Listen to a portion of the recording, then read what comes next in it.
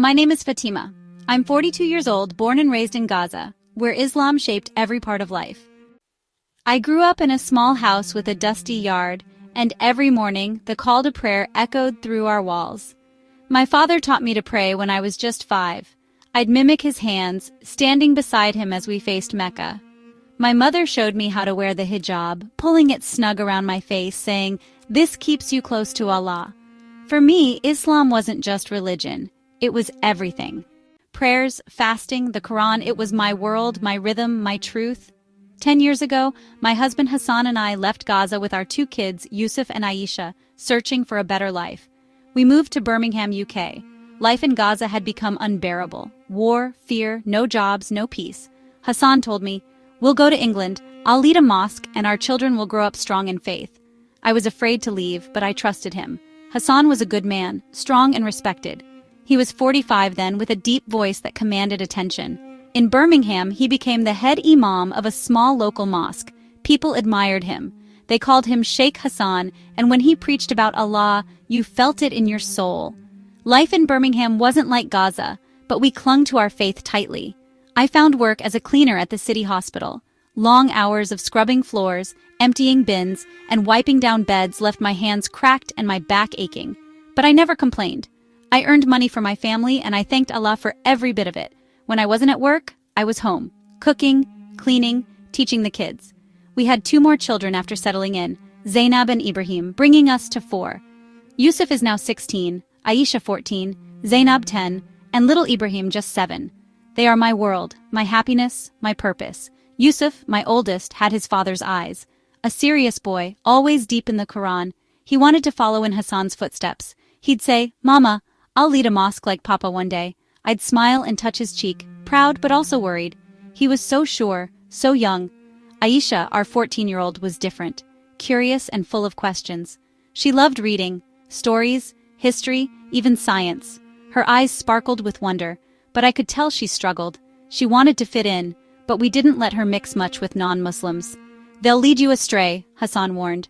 Zainab, our quiet 10-year-old, clung to my hand wherever we went, her wide eyes always watching. She loved to draw, but we didn't allow her to draw people.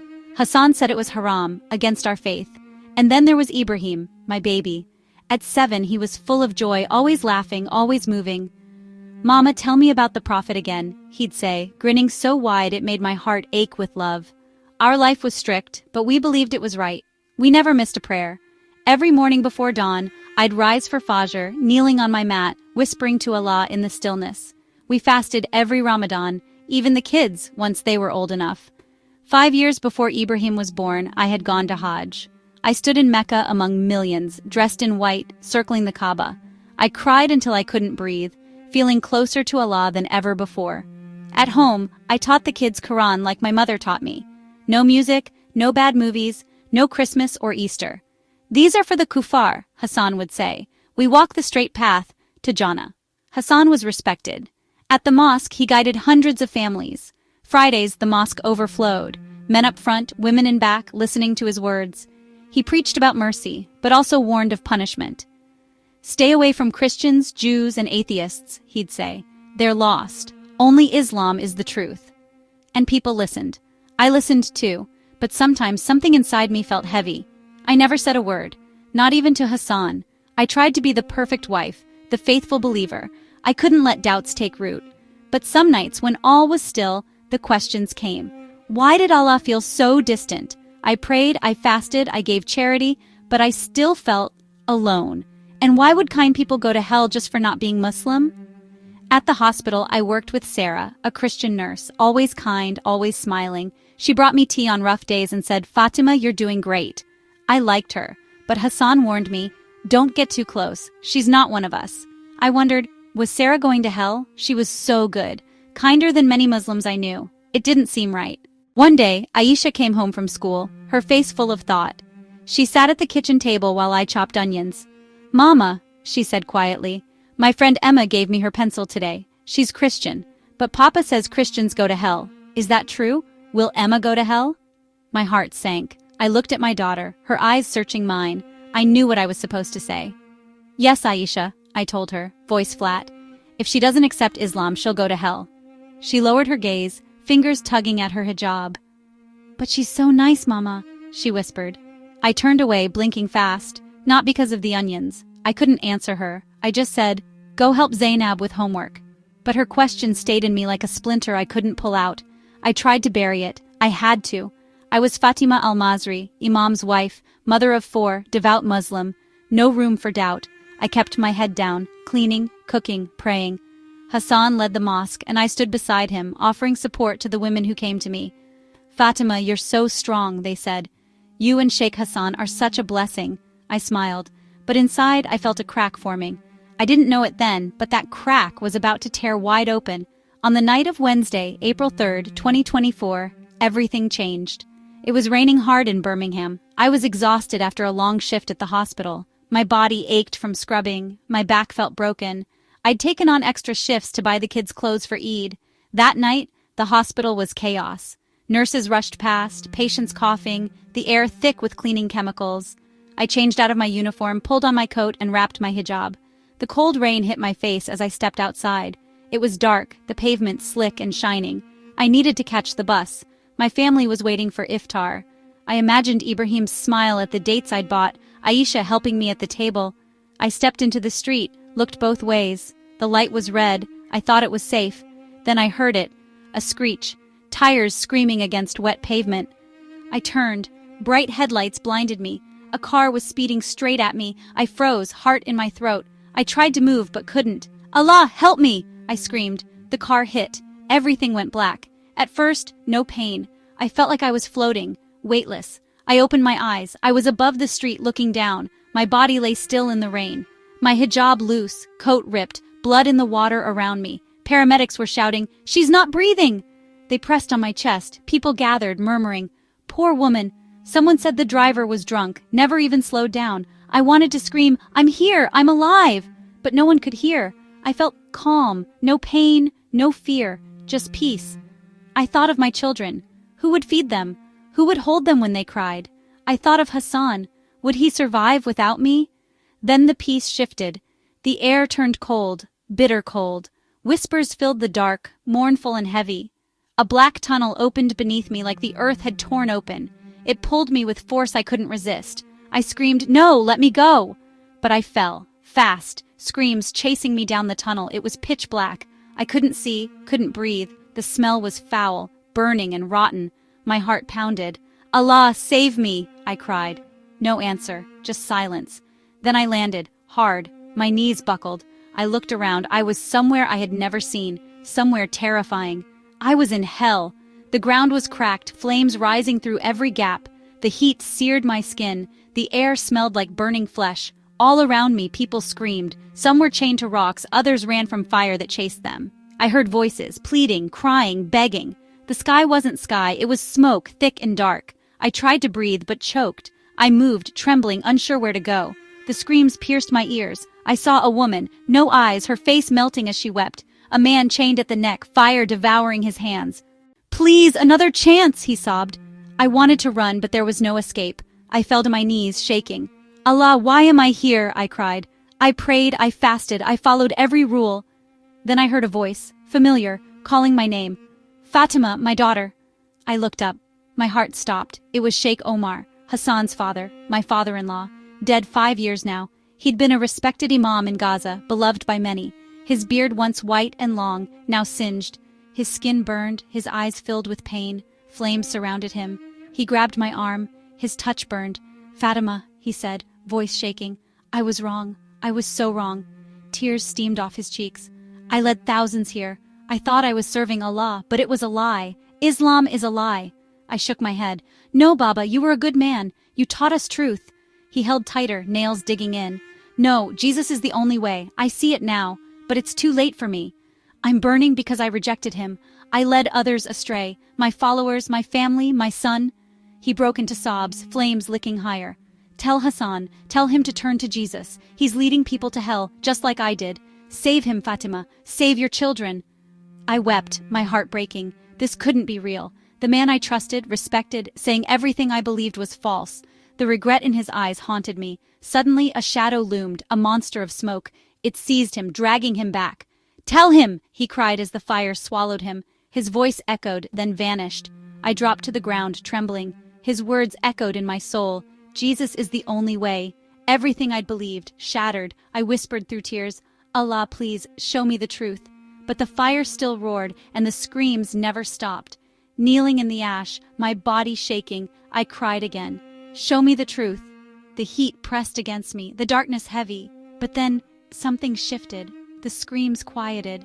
The fire's burn softened, becoming warmth like a blanket on a cold night. I opened my eyes, and the fire was gone. The blackened ground, the smoke, the screaming souls, they had vanished. In their place was a radiant golden light, blinding in its beauty but somehow gentle on my eyes. It felt like an eternal sunrise, warm and full of life, wrapping itself around me like an embrace. I looked around, heart pounding in my chest. The light was everywhere, pouring in from nowhere, yet surrounding everything. It felt alive, like it recognized me, like it loved me. And I had never experienced love like that. Not from my parents, not even from Hassan or my children. It was vast, so vast it filled every part of my being, washing away fear, pain, and every bit of confusion. I started to cry again, but this time the tears were different. They came from a place of joy and peace. I felt safe, truly safe, like I was finally home, even though I didn't know where I was. Then the light grew brighter, and I saw someone approaching. My breath caught. A man, but not just any man. I somehow knew exactly who he was, though I'd never seen him like this before. It was Jesus. But not the prophet Isa I had learned about in Islam, the one we said was just a righteous man. No, this was someone entirely different. He was majestic, powerful, a king, a lord. His presence was so overwhelming that I dropped to my knees, trembling. He wore a white robe that shimmered with the same light that filled the air around him. And his face was more beautiful than anything I'd ever seen. When he looked into my eyes, I felt completely seen. Every prayer I had whispered, every tear I had hidden, every doubt that had crept into my heart, he knew it all. He saw every act of kindness I'd ever done, and even the moments I judged others harshly. Yet there was no anger in his eyes, no judgment, just love, so deep, so personal it made my chest ache in the most tender way. I tried to speak, but no words came. I don't understand, I finally managed to whisper. I'm a Muslim. I followed Allah. Why am I here? Why did I see hell? Jesus didn't speak aloud, but his voice filled my heart, calm and powerful. Fatima, he said, I am the truth. I am the way. I love you. I always have. His words filled me with warmth, and I broke down, sobbing. He stepped closer and placed his hand gently on my head. It felt like a father's touch. His love was overwhelming, like a river washing over everything I thought I knew. Then he began to show me things, not with words, but visions in my mind, like dreams I could feel. First, he showed me his crucifixion. I saw him nailed to a cross, blood running from his forehead, his hands, his feet. I felt his agony, not just physical pain, but a deep sorrow. He was carrying something unseen but heavy, the weight of the world's sin, my sin, all of our sin. I heard him cry out, Father, forgive them, and I knew he meant me. He meant us all. I collapsed, sobbing uncontrollably. Why? I asked. Why would you do this? He looked at me, eyes filled with tears, and I felt his reply deep in my soul. Because I love you, Fatima. I gave my life so you could have yours. Then he showed me the resurrection. I saw the tomb, dark, cold, then suddenly filled with a light brighter than anything I'd ever seen. Jesus rose, his body whole, his face shining with glory. He was alive, and the joy of it filled my spirit like music. Death was defeated. Sin was conquered. Jesus had triumphed. I understood now. He wasn't just a prophet. He was God, the Savior, the one who loved us completely. I thought of what I'd been taught in Islam, that Jesus never died, that someone else took his place on the cross. But now I knew that wasn't true. I had seen it. I had felt it. Jesus died for me, and he rose for me. Then he showed me more. He revealed the Trinity, Father, Son, and Holy Spirit. I used to think this was shirk, a grave sin, to believe in three gods. But what Jesus showed me wasn't three gods. It was one God, revealed in perfect love, a unity that can't be separated, a divine family, Father's love, Son's sacrifice, Spirit's guidance, all one, all loving me. I felt so small in that moment, but more loved than ever before. Not even Mecca during Hajj had brought me this close to God. Then Jesus showed me the truth behind Islam. He brought me to a cave, and there I saw a man, Prophet Muhammad, receiving the Quran. But it wasn't from a holy angel like I'd been told. It was a dark spirit, disguised in false light, whispering deceit. I saw how fear and strict rules were used to bind people, to keep them far from the true God. He showed me the 5 pillars I had clung to: prayer, fasting, pilgrimage, charity, belief. They looked empty now, like boxes checked off with no life inside. He showed me Mecca, the Kaaba I had circled with such devotion, but this time darkness surrounded it, a heavy, sickening shadow. "This is not my path," Jesus said in my heart. "I am the path." He showed me my hijab, something I'd worn since I was young. I thought it made me pure, that it protected me, but now I saw it was a chain, something that kept me from seeing his love. I touched my head, the hijab was still there, and I felt ashamed. I had spent my life thinking I was right, but I had been so wrong. I saw the souls again, screaming from hell, crying out, "We didn't know!" And I remembered my father-in-law, Sheikh Omar, in agony begging me to save Hassan. My heart broke with grief. Then Jesus showed me my children, Yusuf, Aisha, Zainab, and Ibrahim. He revealed 2 futures. In the first, they remained Muslim, walking the path I had taught. Yusuf became an Imam like his father, strict, hard, but empty inside. Aisha married a man who dimmed her spirit, her spark gone. Zainab and Ibrahim grew up scared, always trying to earn Allah's approval, never knowing his love, and in the end they died and ended up in hell, crying out, "Mama, why didn't you tell us?" I screamed, "No!" My soul shattered. But then Jesus showed me the second future. They found him. They found Jesus. Yusuf's face was calm, not burdened by rules. Aisha's light had returned, her eyes dancing as she read the Bible. Zainab and Ibrahim laughed freely, praying with joy, full of life. They were in heaven, surrounded by light, and their joy became mine. Jesus turned to me, eyes full of compassion. "Fatima," he said, "I love your children. I love all Muslims. They are mine too. I want them to know me, to know my love." I nodded through tears. "But how?" I asked. "I raised them in Islam. Hassan's an Imam. They won't believe me." Jesus gently touched my face, and I felt courage swell within me. "Go back," he said. "Tell them what you've seen. Tell them I am the way. It won't be easy, but I'll go with you. I'll never leave you." His words burned in me, not with pain, but with a fire of hope. I knew what I had to do. I had to return. I had to speak the truth, no matter the cost. The golden light around me began to fade, but Jesus' love remained in my heart, strong, unshakable. His voice echoed softly, "Go back, Fatima.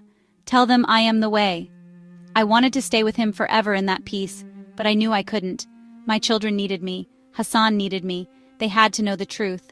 Suddenly, I felt a force pulling me, dragging me back into my body. The golden light disappeared, and I heard a sharp beeping sound. I opened my eyes and found myself in a hospital room. The ceiling above me was white, and the air smelled like antiseptic. Machines beeped steadily all around, and a sharp pain pulsed through my chest. I was alive. I tried to move, but my body felt like it weighed 1,000 pounds. I glanced down. Tubes were in my arms, a bandage wrapped around my head.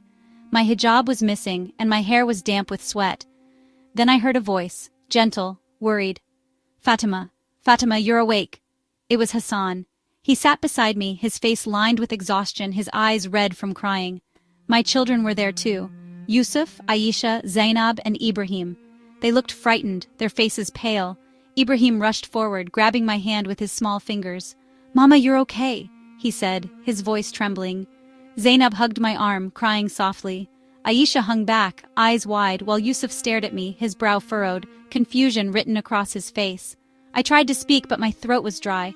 I swallowed hard and whispered, "Jesus! Jesus!" The word slipped out before I could stop it, and the room fell silent. Hassan's face changed, his eyes narrowing, his expression darkening. "What did you say?" he asked, his voice low, tense, holding back anger. I looked at him, my heart pounding. I knew I had to speak the truth. I couldn't hold it in. "Hassan," I said, my voice steadier, "I died. I went to hell. I saw your father, Sheikh Omar. He was in flames. He told me Islam was false. He begged me to tell you, to follow Jesus, to stop leading others astray. Then I saw Jesus. He showed me everything. He's the only way." Hassan stared, speechless. Then his face hardened like granite. "Fatima, stop it," he said, louder now. "That's blasphemy. You're talking against Allah." "You're confused. You were hurt. Your mind is making things up." Tears streamed down my face as I shook my head. "No, Hassan, I saw it. I felt it. Jesus loves us. He died for us. Islam is not the truth. I saw it with my own eyes." Yusuf stepped forward, angry. "Mama, how can you say that?" he snapped. "Papa's an Imam. We're Muslims. You're saying our whole faith is a lie? Aisha looked torn, silent, her eyes filled with questions. Zainab and Ibrahim clung to me, both crying, too young to understand but scared. Hassan stood suddenly, hands trembling. Enough! He barked. You won't say these things in front of the children. He turned to a nurse who'd been standing by the door, wide-eyed. Call the doctor, he said. My wife isn't well, she's saying dangerous things. The doctor came in, a kind-looking man with glasses. He checked my chart and said, Mrs. Al-Masri, you were clinically dead for 20 minutes. It's a miracle you survived. No brain damage, no major trauma, but sometimes the mind creates visions under extreme stress. I shook my head. It wasn't in my mind, I said. It was real. But no one believed me. The days that followed were difficult. I remained in the hospital, my body slowly healing but my heart heavy. Hassan brought imams to pray over me. They surrounded my bed chanting Quranic verses, their voices strong, almost intrusive. One of them, an elderly man with a long white beard, looked at me with concern. Sister Fatima, he said gently, you've suffered a great ordeal, but you must return to the right path. What you saw was the devil, Shaitan, trying to mislead you. I looked at him, tears filling my eyes. No, I replied, it was Jesus. I know what I saw. The Imam frowned, and Hassan's eyes grew distant, like he didn't recognize me anymore. When I was finally discharged, everything got worse. Word spread quickly through the community. People who once smiled now avoided me. At the mosque, women whispered behind their hands, Fatima has lost her faith. She's an apostate. One afternoon, on my way to buy bread, a man I'd known for years spat near my feet. Kafir, he muttered, his voice filled with contempt. I felt myself shrinking inside, as if I no longer belonged. At home, Hassan barely spoke to me. He slept on the couch, his face distant. I don't know who you are anymore, he told me one night. You're humiliating me, humiliating our family, you have to stop. The children didn't know what to think. Yusuf was the most upset. He was 16, so much like his father, devoted to Islam. Mama, you're wrong, he said coldly. Papa says you're sick. I'll pray for you, but you need to come back to Allah. Aisha was different. One evening, after Hassan left for the mosque, she came to me quietly. Mama, she whispered, is it true? Did you really see Jesus? I nodded, my heart pounding. Yes, Aisha, he's real. He loves us. He showed me the truth. She stared at me, eyes searching mine. I don't know what to believe, she whispered. Papa says it's haram, but when you talk about him, I feel something. I held her tightly, tears falling into her hair. Pray, Aisha, I said. Ask God to show you. Zainab and Ibrahim didn't understand fully, but they sensed the tension. They'd ask, Mama, why is Papa angry? Why are people mean to you? Then one night, while I was making dinner, a loud crash shattered the quiet. I ran to the front window and saw glass everywhere. A rock lay on the floor, and tied to it was a note. One word written in red, apostate, leave or die. I collapsed to my knees, trembling. Hassan came in, saw the note, his face pale, but instead of comforting me, he pointed. This is your fault, Fatima. You brought this on us. You need to stop talking about Jesus before they come for all of us. I looked at him, heartbreaking. Hassan, I said softly. I can't stop, it's the truth. Your father told me to warn you. Jesus told me to tell you, I won't deny what I saw. He slammed his hand on the table, his voice thundering. Enough, I won't let you destroy this family. If you keep going, I'll take the kids, you'll never see them again. That night, I lay in bed, my pillow soaked with tears. I whispered to Jesus, Lord, please help me, I'm trying to follow you, but it's so hard. Hassan won't listen, my community hates me. I'm losing everything, but I can't walk away from you. Please give me strength. I felt warmth inside me like Jesus was near, holding me. I knew I couldn't give up, not for myself, but for my kids, for Hassan, and for every Muslim who didn't yet know the truth. But I didn't know how much more I could take. I felt so alone, so afraid. I knew I couldn't stay in Birmingham. My heart was shattering, but I had no choice. Hassan's threat echoed in my mind. I'll take the children. You'll never see them again. Every day he grew colder. He barely looked at me, and the hate in the community only got worse. People whispered. Someone painted apostate in red on our front door. I lived in fear, not just for myself, but for my children. Every night I prayed, Jesus, show me what to do. I can't lose my faith, and I can't lose my children. One night, I heard Hassan on the phone in the living room. I was in the kitchen washing dishes.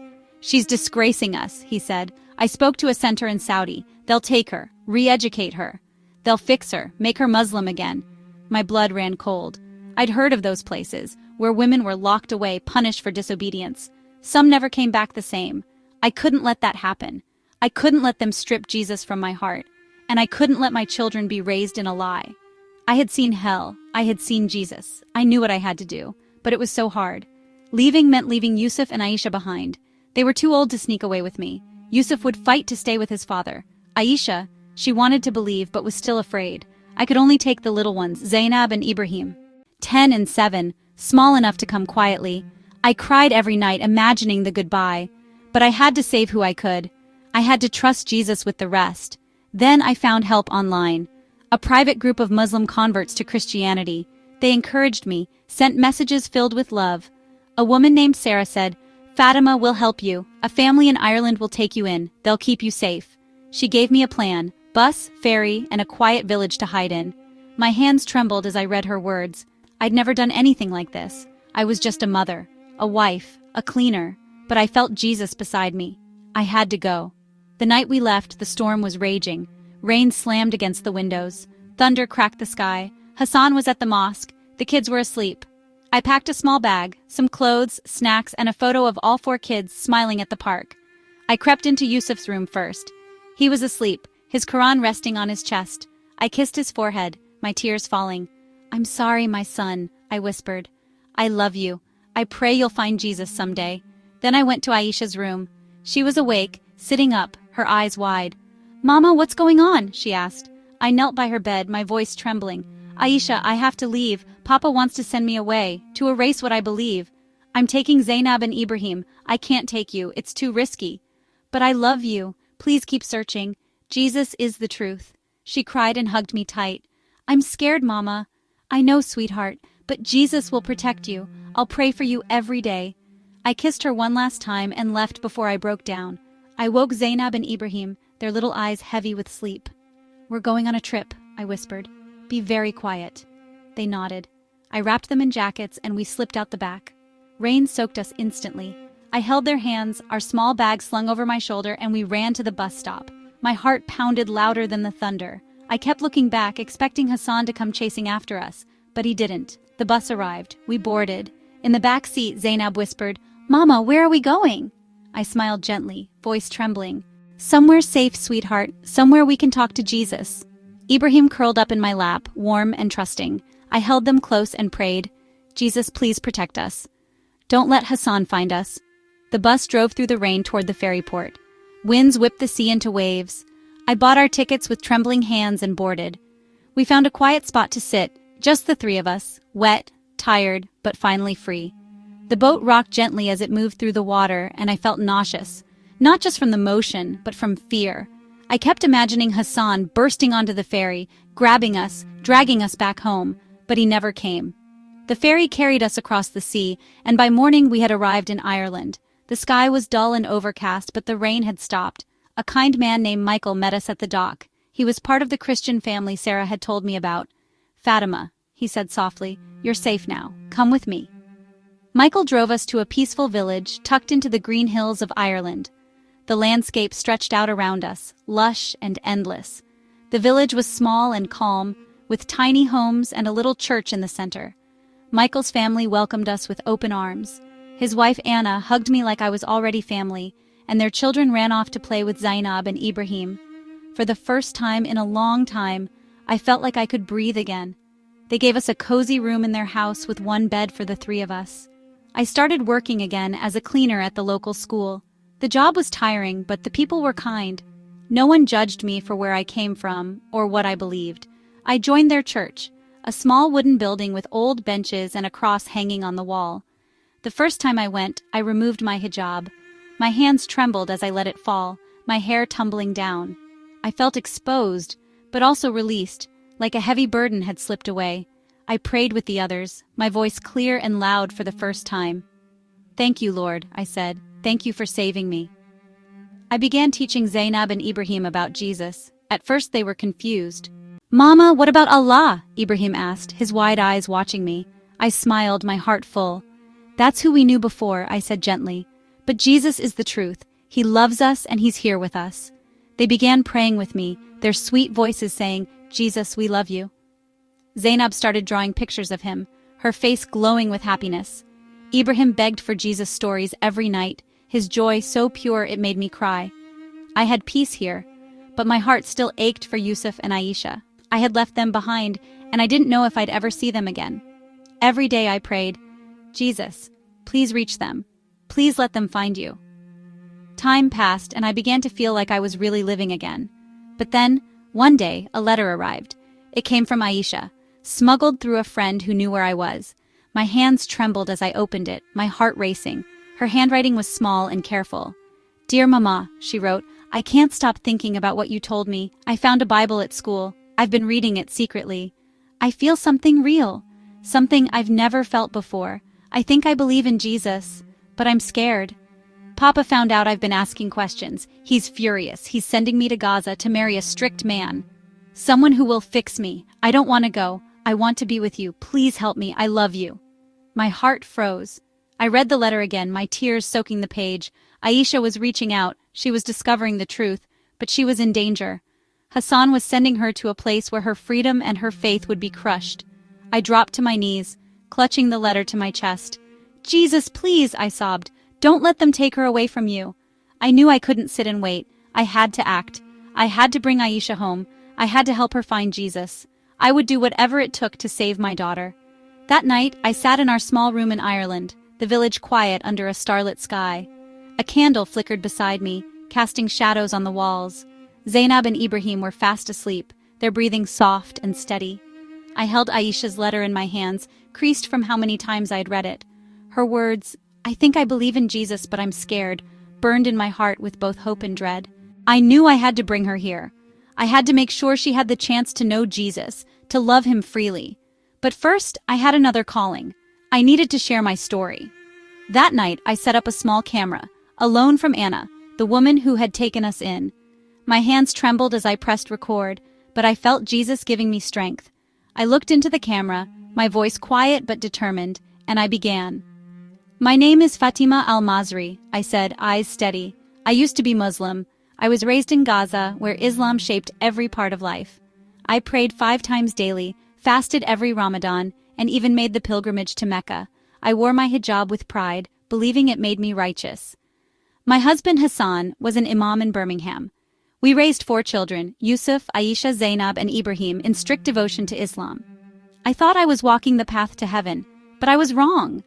My breath caught, but I continued. Then one night I was hit by a car. I died. I was gone for 20 minutes, and during those minutes I saw hell, a place of fire and screams. I saw my father-in-law Sheikh Omar, a respected Imam, burning.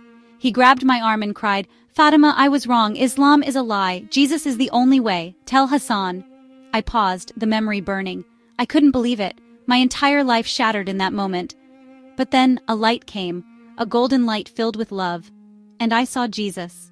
Tears welled in my eyes, but I pressed on. He wasn't just a prophet like I had learned. He was God, the Savior.